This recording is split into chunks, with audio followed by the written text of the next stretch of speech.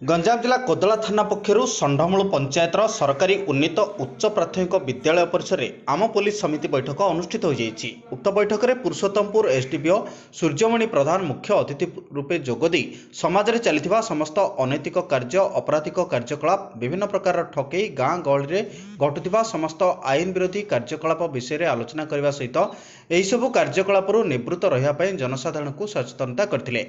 आवश्यक स्थले पुलिस सहायता नेबाकू श्री प्रधान को परामर्श देते। गुणी गारेडी भली अंधविश्वास विभिन्न समय मोबाइल फोन माध्यम ठकई अजना लोकों पाखरे सुना सफा नाम ठकई नाबालिका बाहागर भली घृण्य प्रथा विरुद्ध में समस्ते स्वर उत्तोलन करने सहित कौन परिस्थिति रे आईन को हाथ को न नहीं पुलिस सहायता लोड़ा कोदला थाना अधिकारी देवाशीष महांती निज वक्तव्य में लोकों सूचना देते। यह कार्यक्रम में बेगुनियापड़ा फांडी अधिकारी संग्राम देउरी समाजसेवी सुरेन्द्रनाथ तियाड़ी स्कूलर प्रधान शिक्षक श्रद्धारंजन राय अवसरप्राप्त शिक्षक विश्वनाथ स्वाई पूर्वतन सरपंच विजय स्वाई शिक्षक सुरेश कुमार बारिक अरूपानंद डाकुआ समेत ग्रामर बहु पुरुष महिला उपस्थित रही। कोदलारू भगवान पाड़ी रिपोर्ट भाइराल न्यूज।